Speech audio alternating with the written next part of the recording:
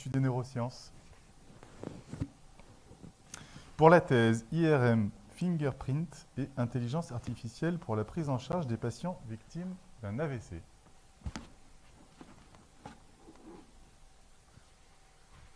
Est-ce que, Thomas, tu es prêt?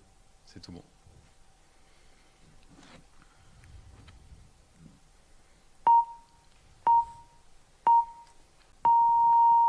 Aujourd'hui, lorsqu'un patient est admis aux urgences après avoir fait un AVC, un accident vasculaire cérébral, les médecins doivent obtenir des images rapides de son cerveau afin de le diagnostiquer.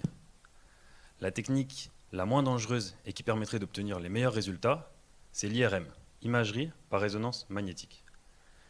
Permettrait, parce qu'en pratique, ce n'est pas le plus utilisé. En fait, l'IRM, ça fonctionne comme ça. De gigantesques aimants vont venir jouer une douce musique pour chatouiller les oreilles des molécules d'eau qui se trouvent dans notre cerveau et leur poser une question simple. Y a-t-il beaucoup d'oxygène autour de vous? Ou y a-t-il beaucoup de sang autour de vous?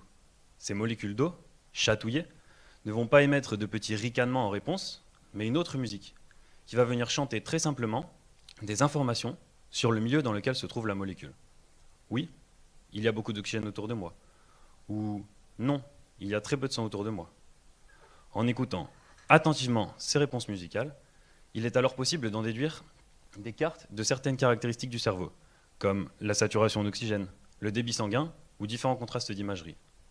Le problème, pour chaque carte que l'on veut construire, il faut venir poser une question, et donc jouer une musique. Et cela prend du temps. En comptant plus de 5 minutes par question et par musique jouée, mon patient AVC passerait alors plus d'une demi-heure dans l'IRM pour que les médecins obtiennent toutes les cartes nécessaires à son diagnostic. 30 minutes, vous l'avez compris, c'est impensable. Moi, je veux changer tout ça. Trouver la solution pour obtenir toutes les réponses à toutes mes questions et toutes les cartes que je souhaite en une seule fois, en moins de 3 minutes. Mais alors ça devient plus complexe.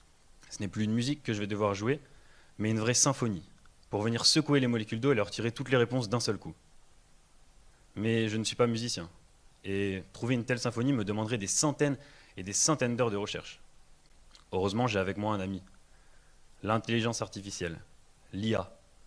Si je l'entraîne correctement, elle sera capable de trouver la symphonie dont j'ai besoin dans mon IRM. Mais attention alors, puisque qui dit symphonie plus complexe, dit réponse plus complexe de la part de mes molécules d'eau. Elles sont malines. Et je vais être incapable maintenant de comprendre les réponses de mes molécules d'eau simplement en les écoutant. En fait, je vais avoir besoin de créer une gigantesque bibliothèque musicale qui répertorierait toutes les réponses possibles des molécules d'eau selon les caractéristiques du milieu dans lequel elles se trouvent. Et c'est ça qu'on appelle l'IRM Fingerprint, empreinte digitale en français. Parce que comme on identifierait une empreinte digitale dans une base de la police pour remonter à la piste d'un criminel et retrouver toutes ces informations d'un seul coup, je vais être capable d'identifier la réponse musicale de ma molécule d'eau dans la bibliothèque que j'ai créée pour remonter à toutes les caractéristiques du milieu où elle se trouve d'un seul coup. Finalement, je ne suis pas compositeur, pas policier, mais je travaille à développer une intelligence artificielle pour faire passer un examen IRM à un patient AVC, le temps de vous conter ma thèse, en moins de 180 secondes.